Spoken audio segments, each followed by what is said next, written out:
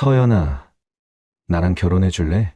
강지훈의 떨리는 목소리가 한강이 내려다 보이는 고급 레스토랑에 조용히 울려 퍼졌습니다.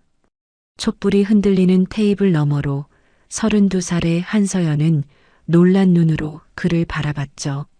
무릎을 꿇고 반지 상자를 든 지훈의 손이 미세하게 떨리고 있었습니다. 지훈 씨, 서연의 마음이 복잡했습니다. 보안회사에서 팀장으로 일하는 평범한 일상 속에서 이렇게 따뜻한 사랑을 다시 만날 줄 몰랐거든요. 과거의 상처 때문에 사랑에 회의적이었던 그녀였지만 지훈만큼은 달랐습니다. 의료 인공지능 개발 스타트업을 운영하는 그는 항상 유머러스하고 다정했죠. 네, 좋아요. 서연의 대답에 지훈의 얼굴이 환하게 밝아졌습니다. 레스토랑 안에 다른 손님들이 박수를 치기 시작했고 서연은 얼굴이 빨갛게 달아올랐죠. 반지가 그녀의 손가락에 끼워지는 순간 모든 것이 꿈 같았습니다. 하지만 그 행복한 순간을 지켜보는 또 다른 시선이 있었습니다. 레스토랑 창가 너머 검은색 승용차 안에서 이도윤이 주먹을 꽉 쥔 채 이 장면을 지켜보고 있었거든요. 33살의 그는 한때 서연의 연인이었지만 지금은 사업 실패로 실업자 신세가 된 상태였습니다. 서연아, 아직 늦지 않았어. 도윤은 중얼거리며 핸드폰을 꺼냈습니다. 서연에게 보낸 메시지는 이미 수십 개였지만 답장은 단 한 번도 오지 않았죠. 하지만 포기할 수 없었습니다. 아니, 포기하고 싶지 않았던 거죠. 며칠 후 서연의 휴대폰에 또다시 도윤의 전화가 걸려왔습니다. 여보세요? 서연의 목소리는 차갑기 그지없었습니다. 서연아, 나야. 도윤이야. 결혼 진짜 하려는 거야? 이도윤 씨, 저희는 이미 끝난 사이예요. 더 이상 연락하지 마세요. 서연아, 잠깐만. 나는 아직... 뚜뚜뚜. 서연은 망설임 없이 전화를 끊었습니다. 옆에서 지켜보던 지훈이 걱정스러운 표정을 지었죠. 누구야? 괜찮아? 아니에요. 그냥 잘못 걸린 전화예요. 서연은 미소를 지으며 대답했지만 마음 한구석에서는 불안함이 스멀스멀 올라오고 있었습니다. 도윤의 성격을 아는 그녀였기에 이렇게 쉽게 포기할 사람이 아니라는 걸 알고 있었거든요. 그날 밤 도윤은 술에 취한 채 서연이 살고 있는 아파트 단지를 배회했습니다. 과거의 추억들이 머릿속을 스쳐 지나갔죠. 함께 걸었던 그 길, 함께 앉았던 그 벤치, 모든 것이 그리웠습니다. 왜 나를 버렸어? 왜? 도윤의 눈에서 눈물이 흘러내렸습니다. 하지만 슬픔은 곧 분노로 바뀌었죠. 자신을 배신하고 다른 남자와 결혼하려는 서연이 용서되지 않았습니다. 그 순간 도윤의 머릿속에 한 가지 생각이 스쳤습니다. 예전에 보험 설계사를 할 때 알게 된 사람들 중에 그런 일을 해주는 사람들이 있었거든요. 물론 위험한 일이었지만 지금의 도윤에게는 그것만이 유일한 방법처럼 보였습니다. 결혼식을 하루 앞둔 저녁, 서연은 지훈과 함께 웨딩홀 최종 점검을 마치고 집으로 돌아가는 길이었습니다. 화이트와 골드로 장식된 아름다운 홀을 보며 두 사람은 내일의 행복한 순간을 상상하고 있었죠. 내일이면 정말 부부가 되는 거네요. 지훈이 서연의 손을 꼭 잡으며 말했습니다. 네, 믿어지지 않아요. 서연도 환하게 웃으며 대답했지만 마음 한구석에서는 여전히 도윤에 대한 불안감이 사라지지 않고 있었습니다. 지난 며칠간 그의 연락이 뚝 끊어진 것도 오히려 더 걱정스러웠거든요. 그 시각 서울 강남의 한 노래방에서는 전혀 다른 분위기의 만남이 이루어지고 있었습니다. 담배 연기가 자욱한 방 안에서 도윤은 건장한 체격의 남자 앞에 앉아 있었죠. 백강식 씨죠? 그래, 맞아. 그런데 너 누구야? 전화로만 얘기했지.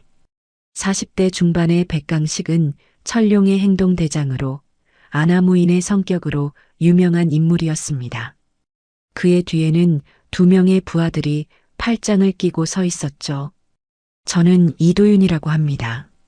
전화로 말씀드린 그 일 때문에 왔어요. 도윤은 떨리는 목소리로 말하며 봉투 하나를 테이블 위에 올려놓았습니다. 500만 원 다 들어 있습니다. 백강식이 봉투를 열어보고는 만족스러운 표정을 지었습니다. 그래서 뭘 어떻게 해달라는 거야? 내일 오후 2시에 강남 그랜드 웨딩홀에서 결혼식이 있어요. 그냥 분위기만 좀 망쳐주시면 됩니다. 결혼식을 망쳐달라고? 하하. 백강식이 크게 웃었습니다. 이런 황당한 의뢰는 처음이었거든요. 뭔 놈의 결혼식에 경호원이라도 있나? 이 돈으로 결혼식 하나 망치는 게 그렇게 어려운 일인가? 그게 그 여자가 좀. 도윤이 말을 망설이자 백강식이 눈을 좁혔습니다. 뭐가 좀 어떻다는 거야? 똑바로 얘기해. 그 여자 한서연이라고 하는데 좀 조심하셔야 할 것 같아요. 강하거든요. 강하다고? 하하. 야, 너 지금 농담하는 거야? 백강식과 부하들이 배를 잡고 웃었습니다. 여자 하나가 얼마나 강하다고 조심하라는 건지 이해할 수 없었죠. 아니에요, 진짜로. 됐어, 됐어. 그런 걱정 말고 그냥 결과만 기대해. 내일 그 결혼식장이 어떻게 되는지 똑똑히 봐도. 백강식이 손을 흔들며 도윤의 말을 차단했습니다. 도윤은 더 이상 말하지 못했습니다. 서연이 과거 707 특임대 출신이라는 사실을 구체적으로 설명하고 싶었지만 백강식의 건방진 태도에 막혔거든요. 사실 도윤 자신도 서연의 정확한 경력을 모르고 있었습니다. 단지 연인 시절에 몇 번 이상한 상황에서 그녀의 놀라운 반사신경과 격투 실력을 목격했을 뿐이었죠. 그럼 내일 2시에 맞춰서 가겠습니다. 백강식이 일어서며 말했습니다. 그런데 혹시 문제가 생기면. 야, 너 지금까지 내일 처리하는 거 본 적 없지? 걱정 마. 내일 저녁 뉴스에 나올지도 모르겠네. 하하. 백강식과 부하들이 방을 나간 후 도윤은 혼자 남아 소주잔을 기울였습니다. 마음 한구석에서는 후회가 밀려왔지만 이미 되돌릴 수 없는 상황이었죠. 서연아, 미안해. 하지만 너를 보낼 수는 없어. 그 밤 서연은 집에서 결혼식 준비를 마지막으로 확인하고 있었습니다. 내일이면 이 드레스를 입고 지훈과 함께 인생의 새로운 출발을 하게 됩니다. 하지만 왜인지 마음이 편하지 않았습니다.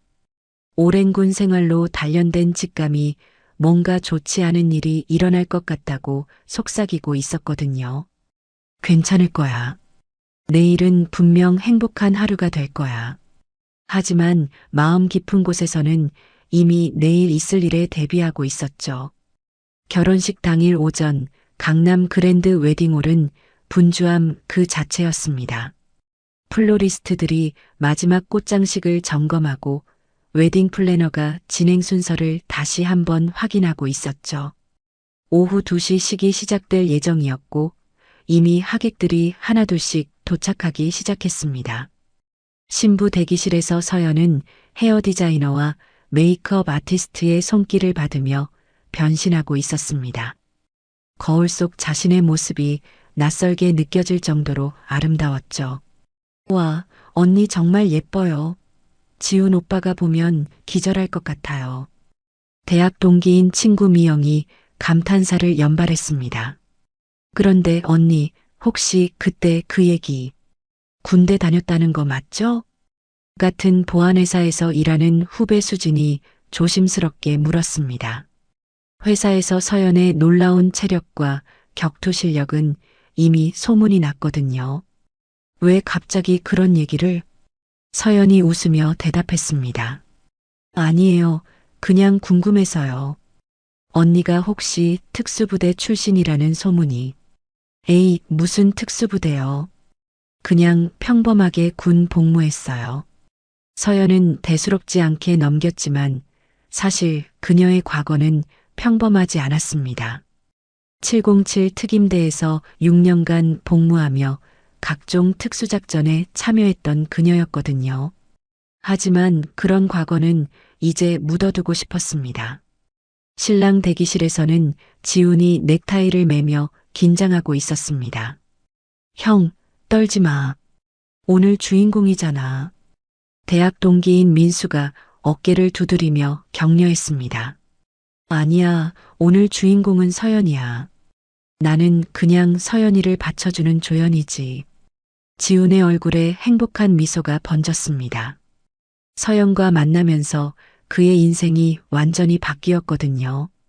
오후 1시 30분 하객들이 본격적으로 도착하기 시작했습니다. 지훈의 부모님, 서연의 친구들, 회사 동료들이 축하 인사를 나누며 자리를 잡았죠. 웨딩홀은 점점 활기찬 분위기로 가득 찼습니다. 그 시각 웨딩홀에서 불과 몇 블록 떨어진 곳에서 백강식과 부하 4명이 검은색 승합차에 탑승하고 있었습니다. 야들아, 오늘 일은 간단해. 들어가서 좀 소란 피우고 나오면 끝이야. 백강식이 담배를 물고 말했습니다. 형님, 그런데 정말 여자 하나 때문에 이러는 거예요? 부하 중 하나가 의아해했습니다. 그게 중요한 게 아니야. 돈 받고 일하는 거지. 그런데 의뢰인이 그 여자 조심하라고 했는데 뭐가 그렇게 조심할 게 있겠어? 여자 하나한테. 백강식이 코웃음을 쳤습니다. 그래도 혹시 모르니까 조심하시죠. 야, 너희들 내가 지금까지 몇 년간 이 일 해왔는데 여자 하나 못 다룰 것 같아? 특히 결혼식장에서 드레스 입은 여자를. 백강식의 자신감은 하늘을 찔렀습니다. 오후 2시 정각 웨딩홀의 불이 살짝 어두워지고 웨딩 마치가 흘러나오기 시작했습니다. 모든 하객들이 일어서서 입장하는 신부를 기다렸죠. 그 순간 웨딩홀 뒤쪽 문이 갑자기 벌컥 열렸습니다. 하지만 들어온 것은 아름다운 신부가 아니라 검은 옷을 입은 5명의 남자들이었습니다. 결혼식 하지 마. 백강식의 큰 목소리가 웨딩홀 전체에 울려 퍼졌습니다. 하객들이 놀라서 웅성거리기 시작했고 사회자는 당황한 표정으로 마이크를 쥐고 있었죠. 여러분, 잠시만요. 이게 무슨 상황인지. 사회자가 말하려는 순간 백강식의 부하 중 하나가 꽃장식을 발로 차 넘어뜨렸습니다. 아름답게 장식된 꽃들이 바닥에 흩어지며 웨딩홀이 순식간에 아수라장이 되었죠. 모두 나가. 오늘 결혼식 취소야. 백강식이 소리치자 하객들이 일어나기 시작했습니다. 어떤 이들은 핸드폰으로 경찰에 신고하려 했고 어떤 이들은 황급히 밖으로 나가려 했죠.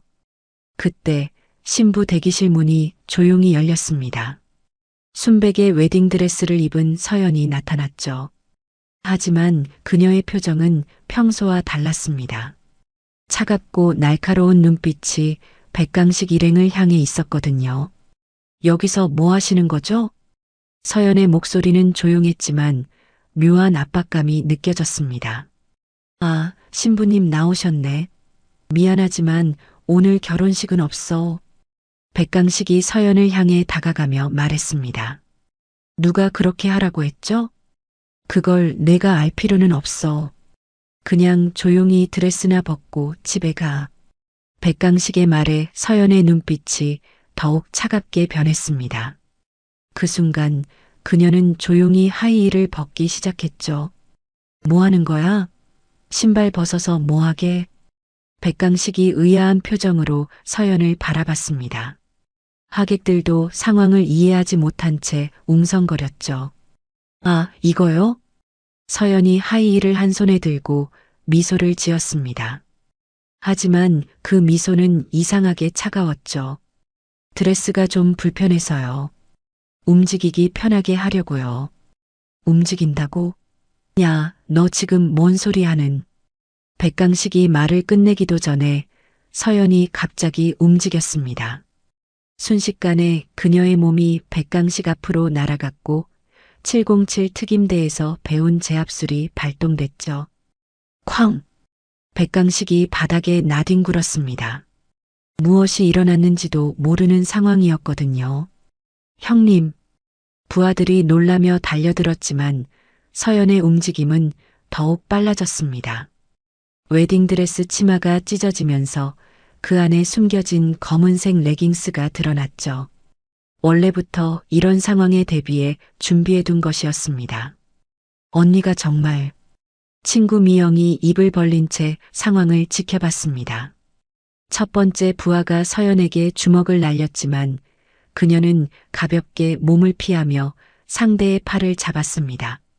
그리고 한 번의 깔끔한 던지기로 남자를 바닥에 맺혔죠. 으악! 두 번째 부하가 뒤에서 덤벼들었지만 서연은 뒤돌아보지도 않고 팔꿈치로 상대의 명치를 가격했습니다. 상대는 숨도 제대로 쉬지 못한 채 주저앉았죠. 하객들이 경악했습니다. 지금까지 보안회사 팀장으로만 알고 있던 서연이 이런 실력을 가지고 있을 줄은 꿈에도 몰랐거든요. 대체 뭐야, 저 여자가. 세 번째 부하가 놀라며 뒷걸음질 쳤지만 서연은 이미 그의 앞에 서 있었습니다. 정확한 발차기 한 번에 상대는 벽에 부딪혔죠. 마지막 부하는 겁에 질려 도망가려 했지만 서연이 던진 하이힐이 그의 뒤통수를 정확히 맞췄습니다. 그도 바닥에 쓰러졌죠. 불과 1분도 안 되는 시간에 5명의 조폭이 모두 제압되었습니다. 웨딩홀은 정적에 휩싸였고 모든 하객들이 숨을 죽인 채 서연을 바라봤죠. 이게 뭐야? 백강식이 바닥에 누운 채 중얼거렸습니다. 지금까지 수많은 싸움을 해왔지만 이런 경험은 처음이었거든요. 특히 웨딩드레스를 입은 여자에게 이렇게 당한다는 것은 상상도 못했죠. 서연은 흐트러진 머리를 정리하며 백강식에게 다가갔습니다. 누가 시켰죠? 뭐라고? 누가 당신들을 보냈냐고 물어보는 거예요. 서연의 목소리는 여전히 차분했지만 백강식은 그 안에서 섬뜩한 압박감을 느꼈습니다. 그건 백강식이 말을 머뭇거리는 순간 웨딩홀 문이 다시 열렸습니다. 이번에는 지훈이 뛰어들어왔죠. 서연아, 무슨 일이야? 지훈은 아수라장이 된 웨딩홀과 바닥에 나뒹구는 남자들 그리고 찢어진 드레스를 입고 서 있는 서연을 보며 당황했습니다. 지훈 씨, 괜찮아요. 조금 시끄러운 손님들이 있었을 뿐이에요. 서연이 미소를 지으며 말했지만 지훈의 혼란은 더욱 커졌습니다. 서연아, 대체 무슨... 당신이 어떻게 이런 일을... 설명은 나중에 할게요. 지금은 이 사람들부터 처리해야 해요. 서연이 백강식을 내려다보며 말했습니다. 이도윤이죠? 이도윤이 당신들을 보낸 거죠? 백강식의 얼굴이 하얗게 질렸습니다. 이 여자가 어떻게 의뢰인의 이름을 알고 있는 거죠? 맞습니다. 역시 그렇군요. 서연의 표정이 더욱 차갑게 변했습니다. 예상했던 일이었지만 막상 확인하니 분노가 치밀어 올랐거든요. 그때 하객 중 한 명이 핸드폰으로 이 장면을 촬영하고 있었습니다. 실시간으로 SNS에 업로드되기 시작했죠. 와, 이거 완전 영화 같은데? 신부가 조폭들을 제압했다고? 진짜야? 레전드 신부네, 진짜로. 댓글들이 실시간으로 달리기 시작했고 영상은 순식간에 퍼져나갔습니다. 지우는 여전히 상황을 이해하지 못한 채 서연을 바라봤습니다. 자신이 사랑하는 여자의 이런 모습을 본 것은 처음이었거든요. 하지만 놀랍게도 두려움보다는 경이로움이 더 컸죠. 서연아, 당신 정말 대단해. 지훈의 목소리에는 진심 어린 감탄이 담겨 있었습니다. 지훈 씨, 저에 대해서 모르는 게 많죠? 서연이 부끄러운 듯 웃으며 말했습니다. 찢어진 웨딩드레스를 정리하며 지훈에게 다가갔죠. 당신이 누구든 상관없어요. 내가 사랑하는 건 바로 당신이니까요. 지훈의 말에 서연의 마음이 따뜻해졌습니다. 이런 상황에서도 자신을 믿어주는 지훈이 고마웠거든요. 하지만 설명은 해드려야겠네요. 서연이 하객들을 향해 돌아섰습니다. 모든 사람들이 궁금한 표정으로 그녀를 바라보고 있었죠. 여러분, 놀라셨죠? 사실 저는 과거에 707 특임대에서 복무했었어요. 웅성웅성. 하객들 사이에서 술렁임이 일어났습니다. 707 특임대라면 대한민국 최정예 특수부대 중 하나였거든요. 와, 진짜 특수부대 출신이었구나. 회사 후배 수진이 감탄했습니다. 그래서 그렇게 체력이 좋았던 거구나, 언니. 친구 미영도 이제야 모든 게 이해된다는 표정이었죠. 지훈의 아버지가 앞으로 나서며 말했습니다. 며느리 정말 대단하구나. 우리 아들을 지켜줄 든든한 사람을 만났네. 아버님. 서연이 감동하며 고개를 숙였습니다. 그때 바닥에서 일어나려던 백강식이 갑자기 주머니에서 무언가를 꺼냈습니다. 작은 칼이었죠. 이래서 조심하라고 했구만. 백강식이 마지막 발악을 하며 서연에게 달려들었습니다. 하지만 서연의 반응은 더욱 빨랐죠. 휙! 서연이 몸을 돌리며 백강식의 손목을 잡았습니다. 정확한 관절기로 상대방의 칼을 떨어뜨리고 한 번의 깔끔한 던지기로 백강식을 완전히 제압했죠. 백강식은 이번에는 정말로 일어날 수 없을 정도로 바닥에 나뒹굴었습니다. 진정하세요. 더 이상 소란 피우면 다칠 수도 있어요. 서연의 차가운 경고에 백강식은 완전히 기가 죽었습니다. 그 순간 웨딩홀 밖에서 사이렌 소리가 들려왔습니다. 누군가 신고한 경찰이 도착한 것이었죠. 경찰입니다. 제복을 입은 경찰관들이 웨딩홀로 들어왔습니다. 상황을 파악한 경찰관이 서연에게 다가왔죠. 신고받고 왔는데 무슨 일이 있었나요? 이 사람들이 결혼식을 방해하려고 들어와서 난동을 부렸어요. 서연이 차분하게 설명했습니다. 그래서 제압하신 거군요. 정당방위로 보입니다. 경찰관이 바닥에 나뒹구는 조폭들을 보며 고개를 끄덕였습니다. 저희가 조사해보니 이도윤이라는 사람이 이들에게 의뢰한 것 같습니다. 이도윤이요? 경찰관이 서연을 바라봤습니다. 네, 제 전 남자친구예요. 헤어진 후에도 계속 스토킹을 했거든요. 알겠습니다. 즉시 체포하러 가겠습니다. 경찰관들이 백강식과 부하들을 수갑을 채워 연행해 갔습니다. 백강식은 끝까지 믿을 수 없다는 표정으로 서연을 바라봤죠. 너 대체 정체가 뭐야? 그냥 평범한 신부예요. 서연이 미소를 지으며 대답했습니다.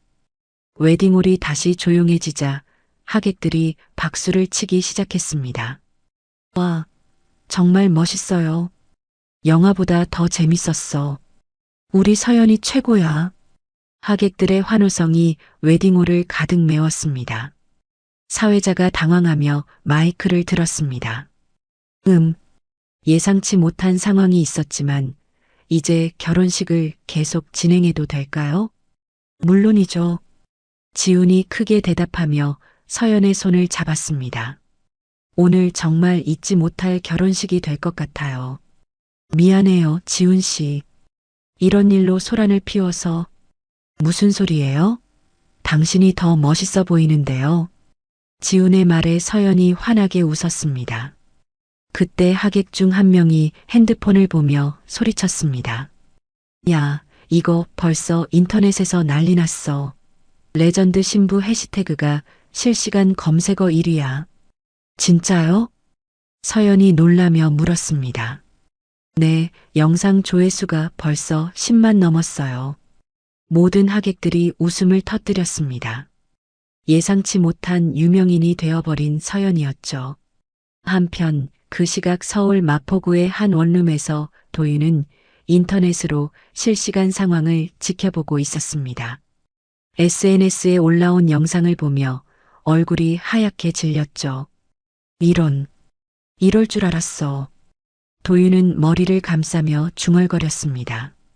백강식에게 조심하라고 경고했지만 설마 이 정도일 줄은 몰랐거든요. 영상 속에서 서연이 조폭들을 순식간에 제압하는 모습을 보며 과거의 기억들이 떠올랐습니다.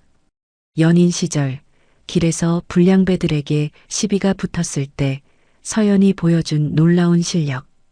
당시에는 그냥 운동을 좀 했나 보다 생각했는데 알고 보니 특수부대 출신이었던 거죠. 707 특임대라고? 완전 엘리트 출신이었구나. 도윤의 핸드폰이 울렸습니다. 모르는 번호였지만 받을 수밖에 없었죠. 이도윤이지? 경찰이야. 지금 어디 있어? 경찰이요? 도윤의 목소리가 떨렸습니다. 강남 그랜드 웨딩홀에서 일어난 일 알지? 내가 사주한 거라고 자백했어. 지금 즉시 출두해. 전화가 끊어지자 도윤은 주저앉았습니다. 모든 게 끝났다는 생각이 들었거든요. 웨딩홀로 돌아가서 결혼식은 다시 시작되었습니다. 서연은 찢어진 드레스 대신 준비해둔 두 번째 드레스로 갈아입었죠. 다행히 예비용으로 준비해둔 것이 있었습니다. 자, 그럼 다시 시작해볼까요? 사회자가 밝은 목소리로 말했습니다. 신랑 신부님, 입장해주세요. 이번에는 정말로 아무런 방해 없이 웨딩 마치가 흘러나왔습니다. 지훈과 서연이 손을 잡고 걸어 나오자 하객들의 뜨거운 박수가 터져 나왔죠. 우와, 진짜 영화 같아. 오늘 정말 특별한 결혼식이네. 하객들의 환호 속에서 두 사람은 제단 앞에 섰습니다. 신랑 강지훈 씨, 신부 한서연 씨를 평생의 반려자로 맞이하시겠습니까? 네, 맹세합니다. 지훈의 목소리에는 확신이 가득했습니다. 오늘 서연의 진짜 모습을 본 후 오히려 더 사랑하게 되었거든요. 신부 한서연 씨, 신랑 강지훈 씨를 평생의 반려자로 맞이하시겠습니까? 서연도 환하게 웃으며 대답했습니다. 그럼 반지를 교환해 주세요. 두 사람이 반지를 끼워주는 순간 웨딩홀은 감동의 분위기로 가득 찼습니다. 방금 전의 격투 장면이 믿어지지 않을 정도로 평화로웠죠. 이제 서로에게 사랑의 맹세를 해주세요. 지훈이 먼저 입을 열었습니다. 서연아, 오늘 당신의 진짜 모습을 봤어요. 정말 멋있었어요. 앞으로 어떤 일이 있어도 당신을 믿고 지지할게요. 사랑해요.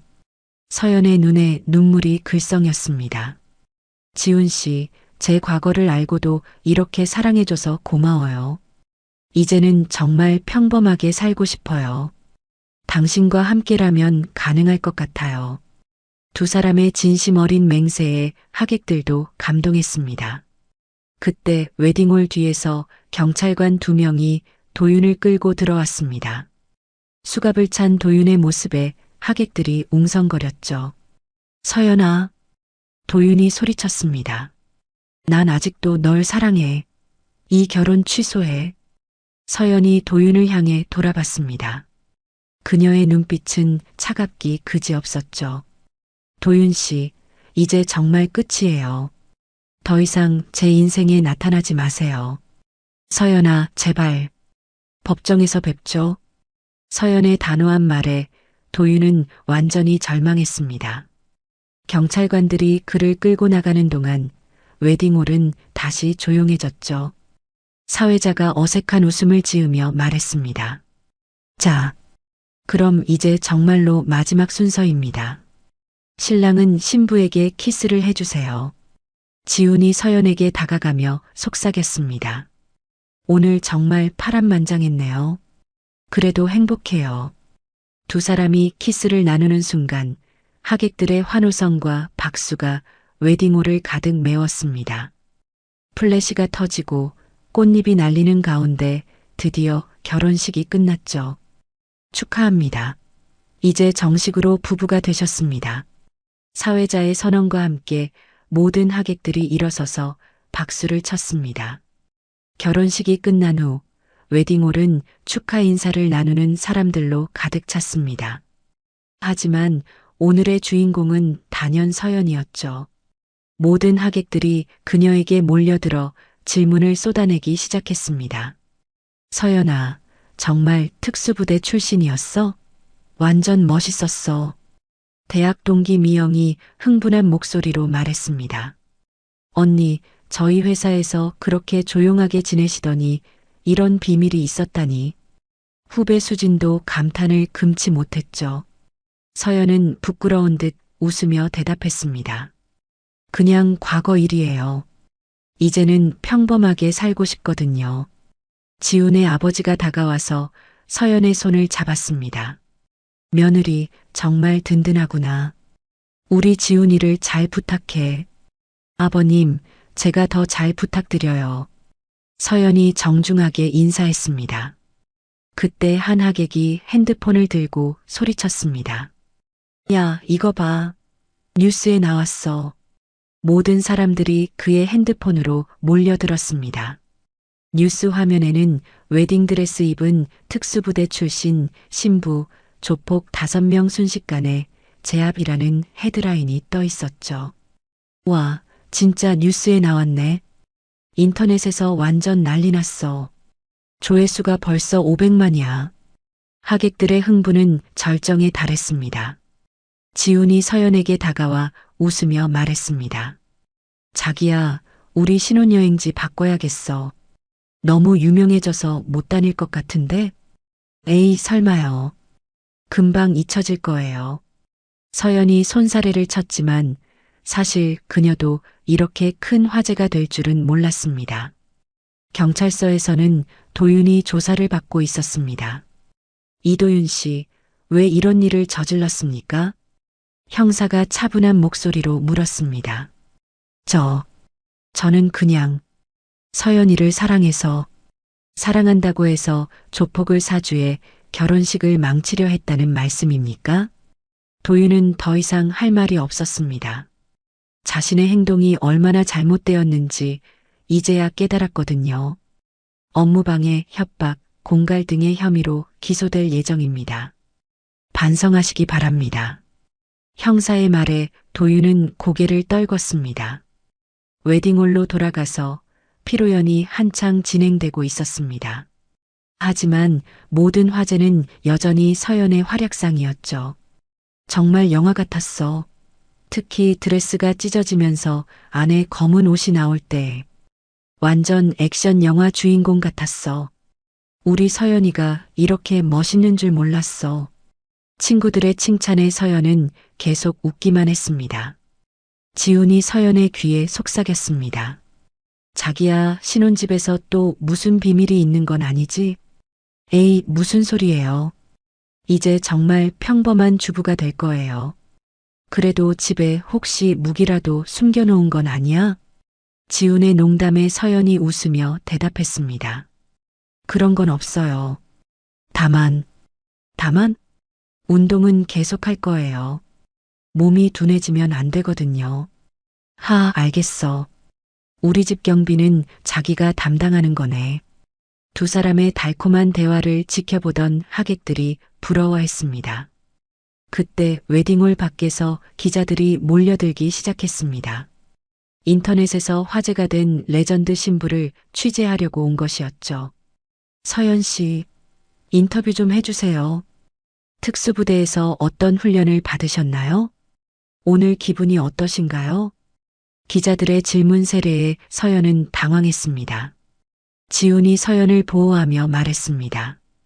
죄송하지만 오늘은 우리 결혼식이니까 조용히 해주세요. 신랑으로서 기분이 어떠세요? 부인이 이렇게 강하시다니. 자랑스러워요.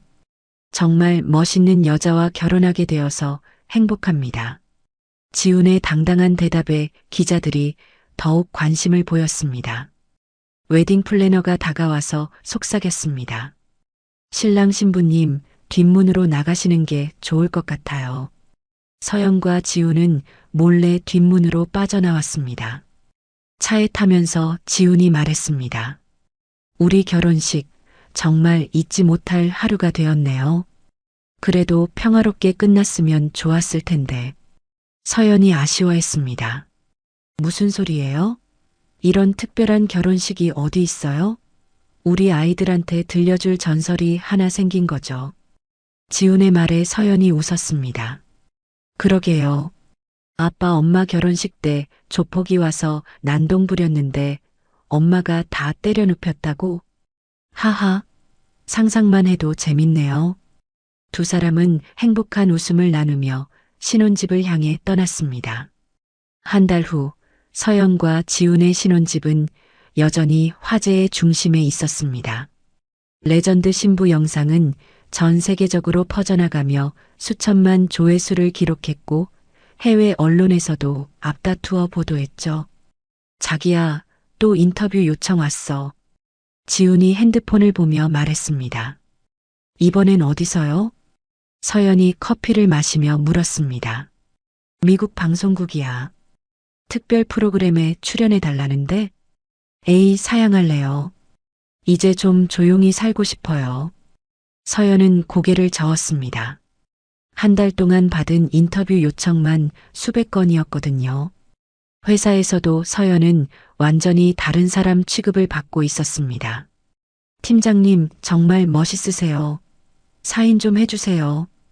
신입사원들이 몰려들어 사인을 요청했습니다. 에이, 사인은 무슨. 그냥 일해요, 일. 서연이 당황하며 손사래를 쳤지만 직원들의 관심은 식지 않았죠. 팀장님 덕분에 우리 회사 주가도 올랐어요. 보안회사 이미지가 완전히 바뀌었다고 하던데요. 실제로 서연이 다니는 보안회사는 레전드 신부 사건 이후 의뢰가 폭증했습니다. 서연의 동료라는 것만으로도 신뢰를 받았거든요.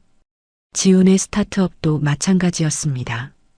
대표님, 투자 제안이 계속 들어오고 있어요.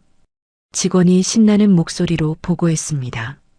레전드 신부의 남편이 운영하는 회사라는 타이틀이 홍보 효과가 엄청나다고 하네요. 지훈은 웃으며 고개를 저었습니다. 아내 덕분에 사업이 잘 되는 남편이라니 좀 민망하네. 하지만 속으로는 자랑스러웠습니다. 서연이 더욱 특별하게 느껴졌거든요. 그 사이 도윤은 법정에서 최종 판결을 받았습니다. 피고인 이도윤에게 징역 1년에 집행유예 2년을 선고합니다. 판사의 선고에 도윤은 고개를 숙였습니다. 법정 방청석에는 서연과 지훈도 앉아 있었죠. 재판이 끝난 후 도윤이 서연에게 다가왔습니다. 서연아, 정말 미안해. 내가 너무 잘못했어. 이제 정말 끝이에요, 도윤 씨. 새 출발하세요. 서연의 말에 도윤은 고개를 끄덕였습니다. 너 정말 행복해 보여. 잘 살아. 도윤이 돌아서며 마지막 인사를 했습니다. 서연은 지훈의 손을 꼭 잡으며 법정을 나섰죠. 저녁 두 사람은 집에서 조용한 시간을 보내고 있었습니다. 자기야, 우리 결혼식 영상 또 봐. 지훈이 노트북을 가리키며 웃었습니다. 화면에는 서연이 조폭들을 제압하는 장면이 재생되고 있었죠. 봐도 신기해. 내 와이프가 이렇게 멋있다니. 이제 그만 봐요. 부끄러워요. 서연이 얼굴을 붉히며 말했습니다. 그런데 진짜로 이제 평범하게 살 거야? 물론이죠. 더 이상 액션은 없을 거예요. 그때 갑자기 집 밖에서 큰 소리가 들렸습니다. 뭐야? 지훈이 놀라며 일어났습니다. 서연은 즉시 긴장했습니다. 오랜 훈련으로 몸에 밴 반응이었죠. 자기야, 뒤에 있어요. 서연이 조심스럽게 창문으로 다가가 밖을 내다봤습니다. 그런데 밖에는 아무도 없었고 단지 고양이 한 마리가 쓰레기통을 넘어뜨렸을 뿐이었죠. 휴, 고양이였네. 서연이 안도의 한숨을 쉬었습니다. 자기야, 아직도 긴장하고 있구나. 지훈이 서연의 어깨를 감싸며 말했습니다. 미안해요. 습관이 되어버려서. 괜찮아. 그런 모습도 좋아. 두 사람이 다시 소파에 앉으려는 순간 서연의 핸드폰이 울렸습니다. 서연 씨, 큰일이에요. 회사 동료의 급한 목소리가 들렸습니다. 무슨 일이에요?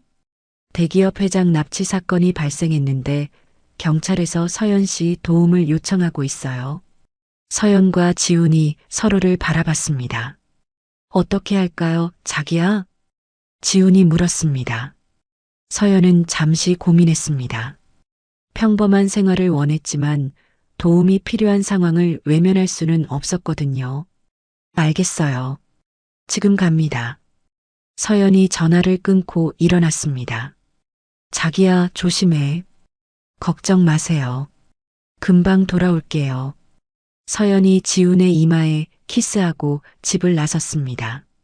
지훈은 창가에서 서연이 차를 타고 떠나는 모습을 지켜봤습니다. 역시 평범한 신혼생활은 어려울 것 같네. 지훈이 웃으며 중얼거렸습니다. 하지만 그의 표정에는 자랑스러움이 가득했죠. 서연이 탄 차가 밤거리로 사라져가는 모습을 보며 지훈은 생각했습니다. 자신이 사랑하는 여자는 그저 평범한 사람이 아니라 누군가를 지키는 특별한 사람이라는 것을. 그리고 그런 서연과 함께하는 삶이야말로 가장 특별하고 의미 있는 일이라는 것을. 창밖으로는 서울의 야경이 반짝이고 있었습니다.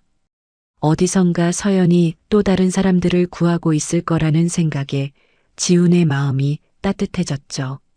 우리 아내 정말 멋있어. 지훈이 미소를 지으며 말했습니다. 그리고 서연이 돌아올 때까지 따뜻한 차를 준비하기 위해 부엌으로 향했죠. 결혼식에서 시작된 그들의 사랑 이야기는 이렇게 새로운 모험으로 이어지고 있었습니다. 평범하지 않은, 하지만 그래서 더욱 특별한 부부의 이야기로 말이죠. 야, 장애인이 왜 기어 나와? 조강태의 거친 목소리가 오후 3시 반 동네 시장 골목에 울려 퍼졌습니다. 휠체어를 탄 강윤아는 손에 든 장바구니를 꽉 움켜쥐며 고개를 떨궜습니다. 23살의 윤아는 오늘도 어머니 대신 장을 보러 나왔죠. 하반신 마비로 휠체어를 타게 된 지 벌써 3년이 흘렀지만 여전히 이런 상황은 익숙해지지 않았습니다. 조폭들이 상가 앞에 모여 앉아 담배를 피우며 지나가는 사람들을 훑어보는 모습을 볼 때마다 가슴이 두근거렸어요. 어디 대답 좀 해봐, 벙어리야? 백두철이 일어서며 윤아 앞을 가로막았습니다. 40대 초반의 그는 이 동네에서 백도끼라는 별명으로 불리는 조폭 보스였죠. 더러운 부동산 사업을 겸하며 상인들을 괴롭히는 것으로 유명했습니다. 윤아는 작은 목소리로 대답했어요. 죄송합니다. 그냥 지나가려고. 지나가려고? 여기가 네 집 마당이야? 조강태가 다가와서는 윤아의 휠체어 손잡이를 잡았습니다. 장애인 주제에 왜 이렇게 나대는 거야? 집에서 얌전히 있으면 되잖아. 다른 조폭들이 킥킥거리며 웃었어요. 시장 상인들은 눈치를 보며 고개를 돌렸습니다. 아무도 나서지 않았죠. 야, 커피나 한 잔 사라. 우리가 이렇게 친절하게 말해주는데. 백두철이 손에 든 아이스커피를 윤아 앞에 내밀었습니다. 돈이 별로 없어서요. 윤아의 목소리가 더욱 작아졌어요. 돈이 없다고? 그럼 이거나 받아. 조강태가 갑자기 커피를 윤아의 머리 위로 쏟아부었습니다. 차가운 액체가 윤아의 머리카락과 옷을 적셨어요.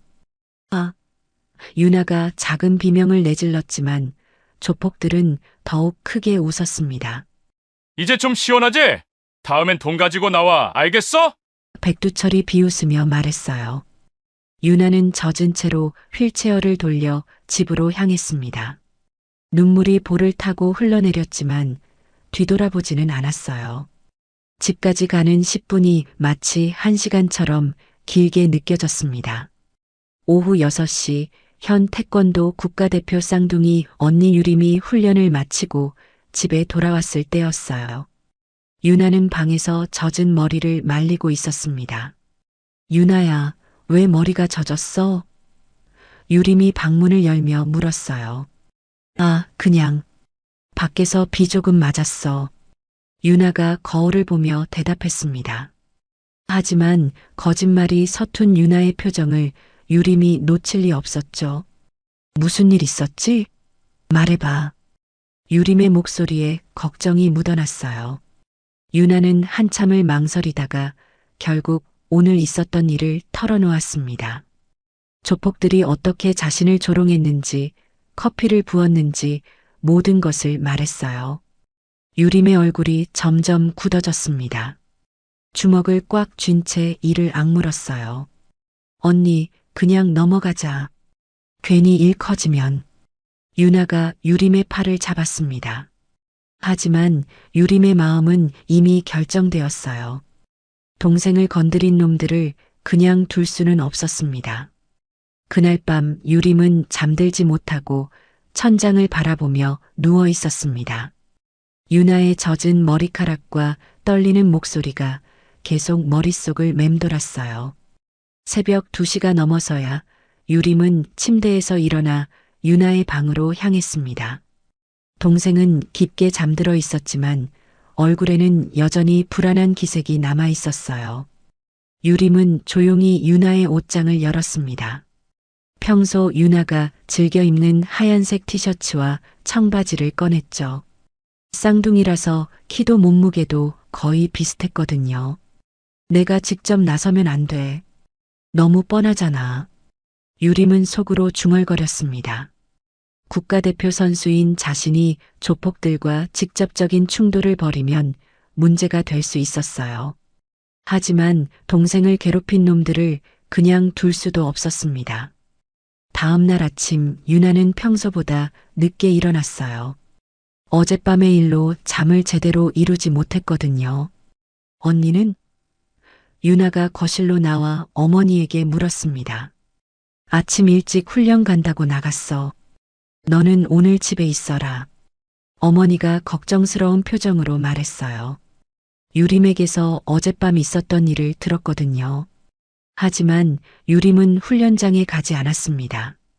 대신 집 근처 카페에서 시간을 보내며 오후를 기다리고 있었어요. 손에는 유나의 옷과 오래된 가방을 들고 있었습니다. 오후 3시 반. 어제와 똑같은 시간 유림은 유나로 변장하고 휠체어를 타고 시장 골목에 나타났어요. 흰색 티셔츠에 청바지 그리고 유나가 평소 갖고 다니던 가방까지 똑같이 착용했습니다. 조폭들은 어제와 같은 자리에 앉아 담배를 피우고 있었어요. 유림을 본 조강태가 씩 웃으며 일어났습니다. 어제 그년 아니야? 또 왔네? 조강태가 다른 조폭들을 향해 소리쳤어요. 진짜 학습 능력이 없나 보네. 어제 커피 샤워 맛있었어? 백두철이 비웃으며 다가왔습니다. 유림은 고개를 숙이고 조용히 앉아 있었어요.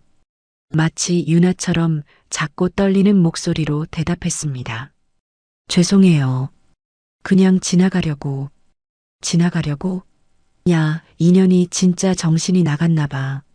조강태가 유림의 휠체어 앞을 가로막았어요. 어제 말했잖아. 돈 가지고 오라고. 백두철이 손에 캔커피를 들고 위협적으로 말했습니다. 시장 상인들이 하나둘 모여들기 시작했어요. 하지만 여전히 아무도 나서지 않았습니다. 그저 안쓰러운 표정으로 바라볼 뿐이었죠. 돈이 정말 없어요. 유림이 더욱 작은 목소리로 말했어요. 없다고? 그럼 어제처럼 또 시원하게 해줄까? 조강태가 캔커피 뚜껑을 따며 악독하게 웃었습니다. 바로 그 순간이었어요. 유림이 천천히 고개를 들었습니다. 모자 아래로 차가운 눈빛이 드러났죠. 근데 말이야. 유림의 목소리가 갑자기 달라졌어요. 떨림이 사라지고 단단해졌습니다. 내가 동생이 아니라 언니거든? 조강태의 손이 멈췄어요. 백두철의 표정도 순간 굳어졌습니다. 유림이 휠체어에서 천천히 일어섰어요. 170의 키에 탄탄한 근육질 몸매가 드러났습니다. 태권도 국가대표다운 당당한 자세였죠. 뭐야? 장애인 아니었어? 조강태가 당황하며 뒤로 물러섰어요. 응, 나는 장애인 아니야. 그런데 우리 동생을 왜 괴롭혔을까? 유림이 냉소적으로 웃으며 말했습니다. 상인들이 웅성거리기 시작했어요. 이런 반전을 예상한 사람은 아무도 없었거든요. 야야, 잠깐만. 조강태가 황급히 손을 내줬으며 뒤로 물러섰습니다. 하지만 유림의 차가운 시선은 이미 그를 겨냥하고 있었어요. 잠깐은 무슨 잠깐이야? 우리 동생한테 커피 부을 때는 잠깐 안 했잖아. 유림이 한 걸음씩 조강태를 향해 다가갔습니다. 백두철이 급히 끼어들었어요. 야야, 오해야, 오해. 우리가 언제 동생을 괴롭혔다고. 오해? 유림이 코웃음을 쳤습니다. 그럼 어제 우리 동생 머리에 커피 부은 건 누가 했는데? 시장 상인들 사이에서 웅성거림이 더욱 커졌어요. 평소 조폭들 눈치를 보며 아무 말도 못했던 상인들이지만 이번만큼은 달랐습니다. 맞아요. 어제 제가 다 봤어요. 과일가게 아주머니가 용기를 내서 소리쳤어요. 저 사람들이 휠체어 탄 아가씨한테 커피를 부었다고요. 저도 봤습니다. 얼마나 불쌍하던지. 떡집 할머니도 고개를 끄덕였어요. 조강태의 얼굴이 창백해졌습니다. 상황이 자신들에게 불리하게 돌아가고 있다는 걸 직감했거든요. 아니야. 그냥 장난이었어. 우리가 뭘 알고. 그 순간 유림이 번개처럼 움직였어요. 조강태의 팔을 잡아 비틀면서 바닥에 무릎을 꿇렸습니다. 태권도 국가대표의 기술이었죠. 아파. 조강태가 비명을 질렀어요. 아파? 우리 동생이 얼마나 아팠을지는 생각해봤어? 유림이 차가운 목소리로 말했습니다. 다른 조폭 둘이 덤벼들려고 했지만 유림은 이미 준비하고 있었어요. 왼발로 한 명의 정강이를 차고 오른손으로 다른 한 명의 손목을 잡아 제압했습니다.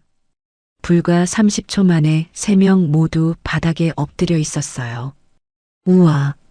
구경하던 아이들이 감탄사를 내뱉었습니다. 어른들도 입을 벌리고 바라보고 있었어요.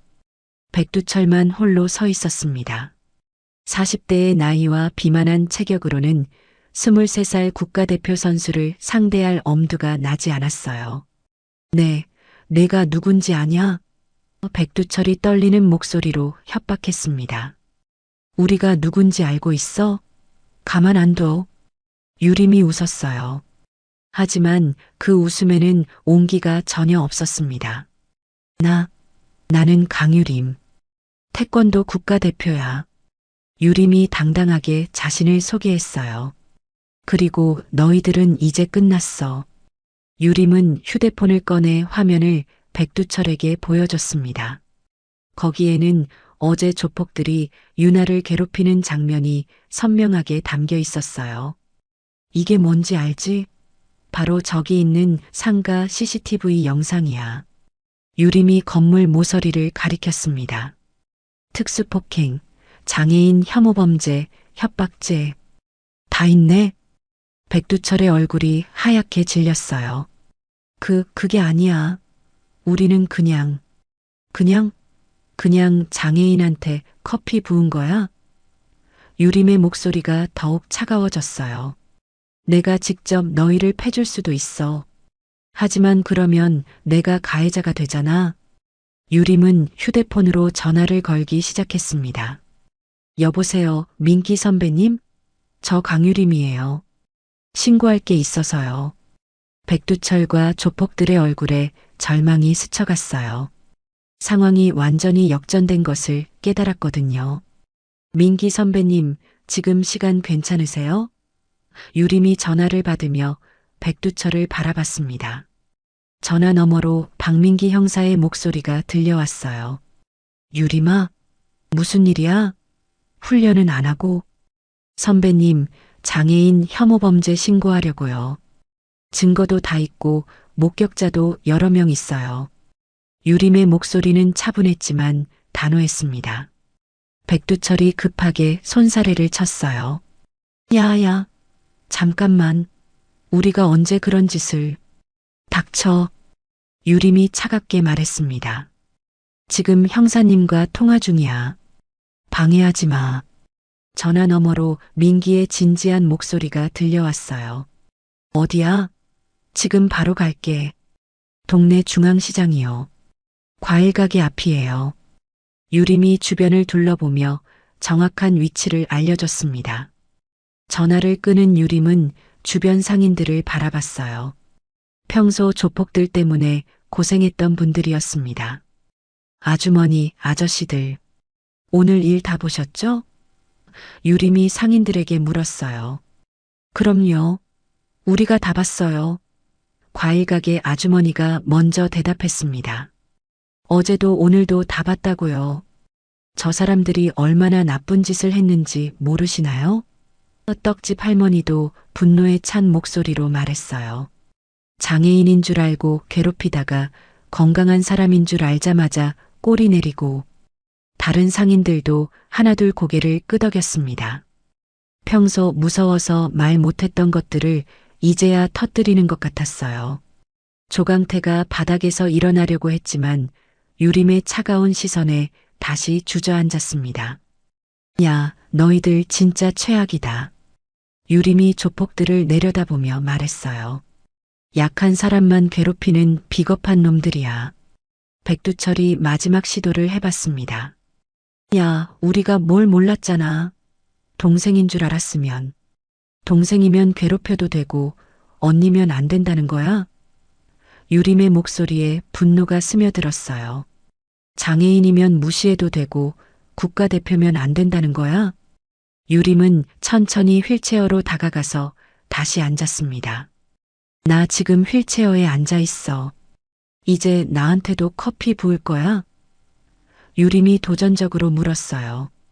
조폭들은 아무 말도 하지 못했습니다.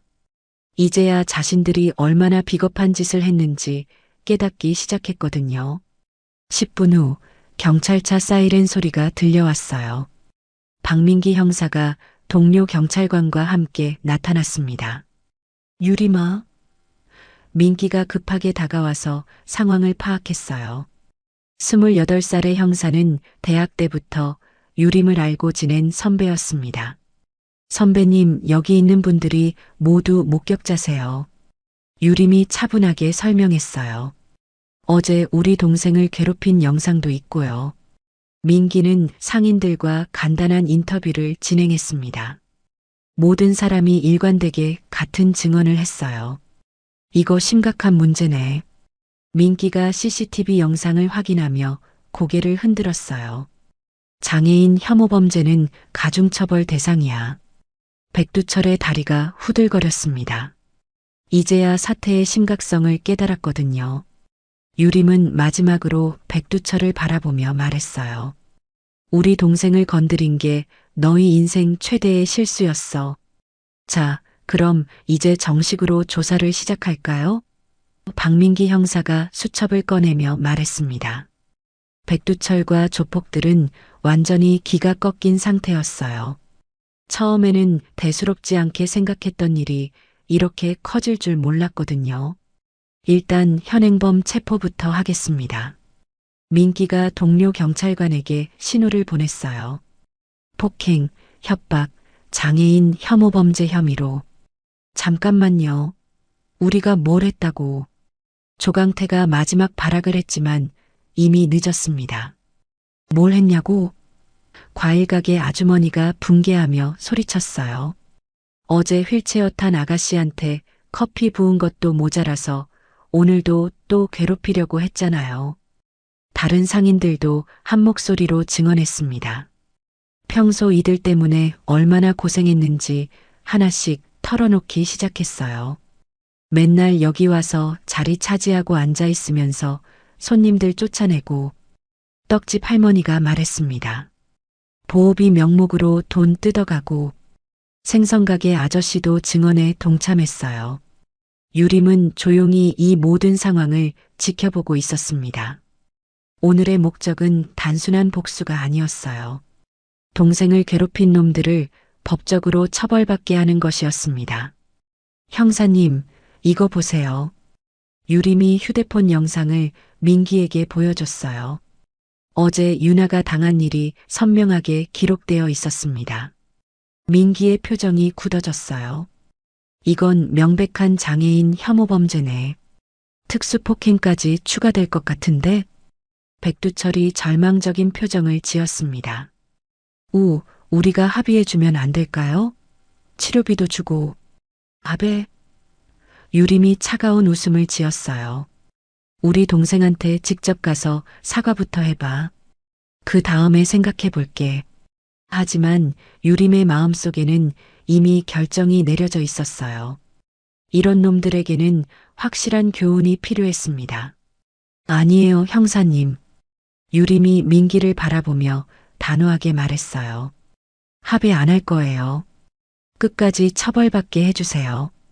시장 상인들이 박수를 치기 시작했어요. 잘했어요. 저런 놈들한테는 확실하게 해줘야죠. 우리도 증인으로 나설게요. 여러 상인들이 자원해서 나섰습니다. 조폭들은 수갑을 차고 경찰차에 태워졌어요. 백두철이 마지막으로 유림을 바라보며 말했습니다. 야, 너. 나중에 후회할 거야. 후회? 유림이 비웃으며 대답했어요. 후회할 건 너야. 우리 동생을 건드린 걸 말이야. 경찰차가 떠나고 나서 시장에는 다시 평온이 찾아왔습니다. 하지만 이전과는 다른 분위기였어요. 상인들의 얼굴에 희망이 보였거든요. 아가씨, 정말 고마워요. 과일가게 아주머니가 유림에게 다가왔어요. 덕분에 우리가 숨통이 트였어요. 아니에요. 당연한 일을 한 거예요. 유림이 겸손하게 대답했습니다. 유림은 휠체어에서 일어나 접어서 들고 집으로 향했어요. 이제 진짜 유나에게 돌아가서 모든 이야기를 해줄 때였습니다. 동생아, 이제 무서워하지 마. 유림이 혼자 중얼거렸어요. 언니가 다 해결했어. 오후 6시 유림이 집에 돌아왔을 때 유나는 거실에서 텔레비전을 보고 있었어요. 하지만 집중하지 못하고 있다는 게 한눈에 보였습니다. 계속 창문 쪽을 바라보며 불안해하고 있었거든요. 유나야, 나왔어. 유림이 현관에서 신발을 벗으며 말했어요. 언니, 어디 갔다 왔어? 훈련 일찍 끝났네. 유나가 휠체어를 돌려 유림을 바라봤습니다. 유림은 잠시 망설였어요. 오늘 있었던 일을 어떻게 설명해야 할지 고민이 되었거든요. 유나야, 언니가 할 말이 있어. 유림이 유나 앞에 앉으며 진지하게 말했어요. 무슨 말? 유나의 표정에 걱정이 스쳤습니다. 어제 너를 괴롭힌 놈들, 오늘 다 잡혔어. 유림이 차분하게 말했어요. 유나의 눈이 커졌습니다. 뭐라고? 무슨 말이야? 유림은 오늘 있었던 일을 처음부터 끝까지 자세히 설명했어요. 자신이 유나로 변장해서 시장에 간 것부터 조폭들을 제압한 것, 그리고 경찰에 신고한 것까지 모든 걸 털어놓았습니다. 언니가 나처럼 변장해서? 유나가 믿을 수 없다는 표정으로 물었어요. 응, 미안해, 유나야. 너한테 미리 말하지 못해서. 유림이 유나의 손을 잡았습니다. 하지만 그냥 둘 수가 없었어. 유나의 눈에 눈물이 맺혔어요. 하지만 이번에는 슬픔의 눈물이 아니었습니다. 언니, 유나가 유림을 꽉 안았어요. 고마워. 정말 고마워. 두 자매는 한동안 아무 말 없이 서로를 안고 있었습니다. 그때 유림의 휴대폰이 울렸어요. 박민기 형사에게서 온 연락이었습니다. 여보세요, 선배님. 유림아, 조사 다 끝났어. 녀석들 완전히 자백했어. 민기의 목소리에서 만족감이 느껴졌어요. 장애인 혐오 범죄로 가중처벌 받을 것 같고 다른 범죄들도 줄줄이 나오고 있어. 다행이네요. 유림이 안도의 한숨을 쉬었어요. 그런데 유림아, 너 오늘 정말 멋있었어. 폭력 쓰지 않고 법으로 해결한 거 말이야. 민기가 칭찬했습니다. 국가대표답게 생각이 깊더라. 전화를 끊은 후 유림은 유나를 바라봤어요. 유나야, 이제 마음 놓고 시장에 다닐 수 있어. 유림이 미소를 지으며 말했어요. 응. 하지만 언니. 유나가 망설이며 말했습니다. 나 아직 조금 무서워. 그럴 수 있어. 시간이 지나면 괜찮아질 거야. 유림이 유나의 어깨를 토닥였어요. 바로 그때 집 앞에서 소음이 들려왔어요. 창문을 통해 보니 시장 상인들이 과일 바구니와 떡을 들고 와 있었습니다. 유림이, 유나, 계세요? 과일 가게 아주머니의 목소리가 들려왔어요. 두 자매는 놀라서 서로를 바라봤습니다. 나가볼까? 유림이 물었어요. 유나가 고개를 끄덕였습니다. 응, 나가보자. 현관문을 열자 10여 명의 상인들이 웃는 얼굴로 서 있었어요. 아이고, 우리 영웅들. 떡집 할머니가 반갑게 인사했습니다. 고마워서 어떻게 표현할 방법이 없어서 이렇게라도. 상인들은 감사의 마음을 담은 선물들을 전해줬어요. 그리고 무엇보다 중요한 것은 유나를 보는 그들의 시선이 완전히 달라졌다는 것이었습니다. 이제는 동정이나 불편함이 아닌 진정한 존중과 애정이 담겨 있었어요. 일주일이 지났어요. 박민기 형사로부터 연락이 왔습니다. 백두철과 조폭들에게 실형이 선고되었다는 소식이었어요. 장애인 혐오범죄 가중처벌에 특수폭행, 협박까지 합쳐져서 백두철은 3년, 나머지는 1년 반에서 2년씩 받았어. 민기가 전화로 알려줬습니다. 앞으로 몇 년은 감옥에서 지내야 할 거야. 유림은 만족스러운 표정을 지었어요. 하지만 진짜 중요한 건 유나의 변화였습니다. 그날 오후 유나가 처음으로 혼자 시장에 나가겠다고 말했어요. 언니, 나 장 보러 갈게. 유나가 장바구니를 무릎에 올리며 말했습니다. 혼자? 괜찮겠어? 유림이 걱정스럽게 물었어요. 응, 이제 괜찮아. 유나의 목소리에는 전과 다른 자신감이 있었습니다. 무서워하면서 계속 집에만 있을 수는 없잖아. 유림은 뿌듯한 마음으로 유나를 배웅했어요. 시장에 도착한 유나를 본 상인들의 반응은 놀라웠습니다. 아이고, 유나, 왔구나. 과일 가게 아주머니가 환하게 웃으며 맞이했어요. 오늘 사과 정말 맛있게 들어왔어. 하나 먹어봐. 유나야, 떡도 막 나왔어. 떡집 할머니도 손을 흔들었습니다.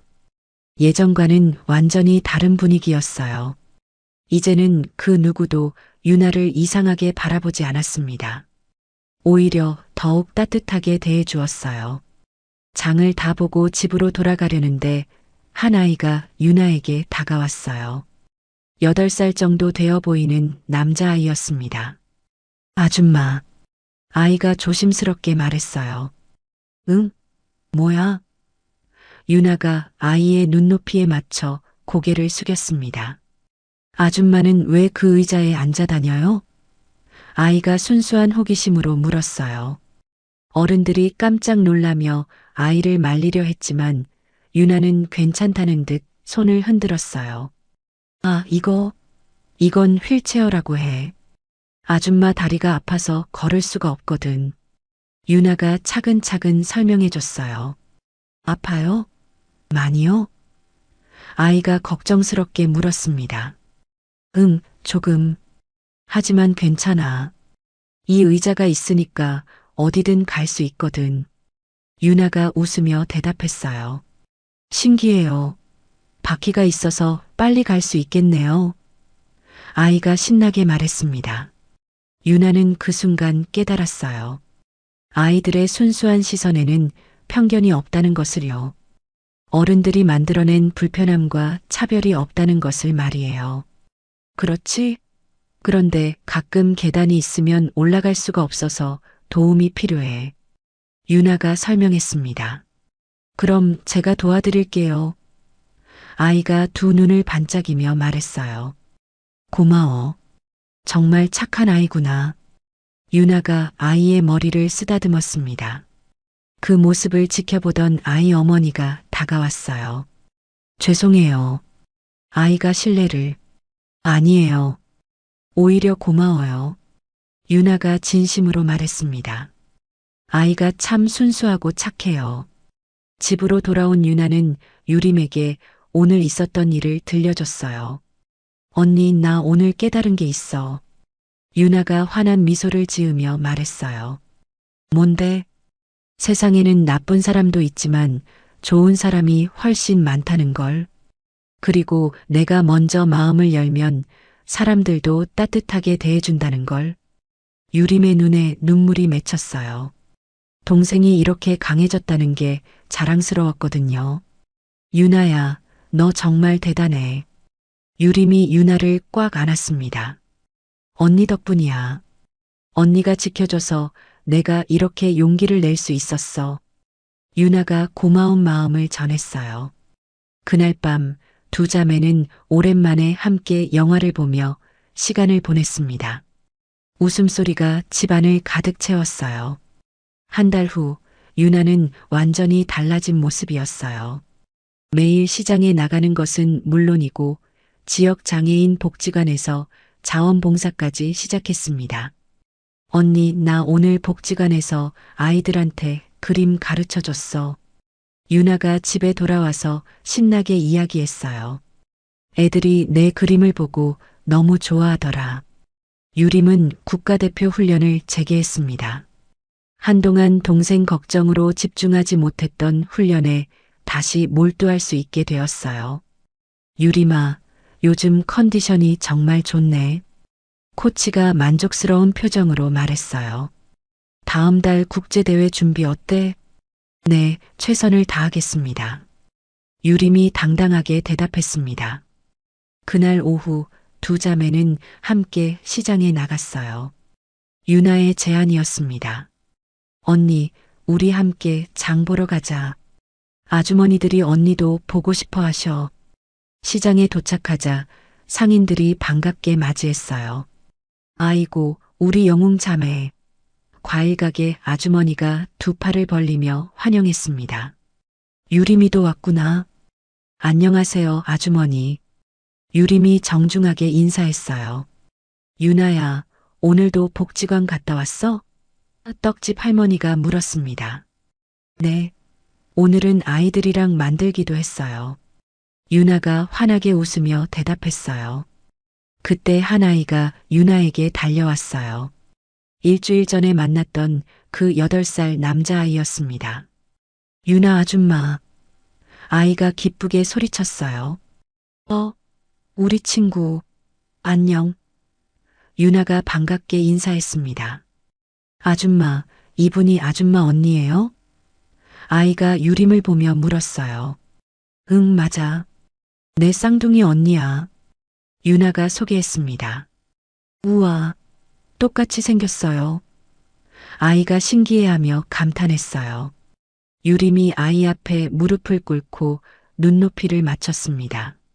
안녕? 나는 유림이야. 유나 언니고. 안녕하세요. 저는 민준이에요. 아이가 씩씩하게 인사했어요. 언니는 왜 그 의자 안 타요? 나는 다리가 아프지 않거든. 유나만 조금 아파서 휠체어를 타는 거야. 유림이 친근하게 설명해줬어요. 그럼 언니가 유나 아줌마 밀어주면 더 빨리 갈 수 있겠네요. 민준이가 밝게 말했습니다. 그렇지. 정말 똑똑하구나. 유림이 민준이의 머리를 쓰다듬었어요. 장을 다 보고 집으로 돌아가는 길에 유나가 문득 말했어요. 언니 고마워. 뭐가? 그날 나를 대신해서 나가줘서, 그리고 폭력 대신 법으로 해결해줘서. 유나가 진심 어린 목소리로 말했습니다. 만약 언니가 그냥 때려버렸다면 언니만 나쁜 사람이 되었을 거야. 유림이 미소를 지었어요. 당연한 거야. 진짜 강한 사람은 약한 사람을 지켜주는 사람이거든. 두 자매가 집 앞 골목에 도착했을 때 석양이 아름답게 물들어가고 있었어요. 유나야. 유림이 동생을 바라보며 말했어요. 응? 앞으로 무슨 일이 있어도 혼자 견디지 마. 언니가 항상 내 편이야. 나도 마찬가지야, 언니. 유나가 유림의 손을 잡았습니다. 우리는 쌍둥이잖아. 무슨 일이든 함께 이겨낼 수 있어. 그때 민준이가 뒤에서 따라오며 소리쳤어요. 유나 아줌마, 내일 또 놀아요. 그래, 내일 또 보자. 유나가 손을 흔들며 대답했습니다. 유림은 그 모습을 보며 생각했어요. 이제 정말 괜찮구나. 유나가 다시 세상을 향해 마음을 열었어. 집에 들어가면서 유나가 마지막으로 말했습니다. 언니, 나 이제 두렵지 않아. 세상에는 좋은 사람들이 더 많다는 걸 알았거든. 맞아. 그리고 도움이 필요한 사람이 있으면 우리가 도와주면 되는 거야. 유림이 대답했어요. 멀리서 민준이 어머니가 아이를 부르는 소리가 들려왔어요. 아이는 뛰어가면서도 계속 손을 흔들고 있었습니다. 두 자매는 서로 미소를 지으며 집으로 들어갔어요. 이제 진짜 평범하고 행복한 일상이 시작되는 거였습니다. 그날 밤 유나는 일기장에 적었어요. 오늘도 좋은 하루였다. 언니가 있어서, 그리고 나를 따뜻하게 대해주는 사람들이 있어서 정말 행복하다. 내일은 또 어떤 좋은 일이 있을까? 창문 너머로 보이는 별들이 유난히 밝게 빛나고 있었습니다.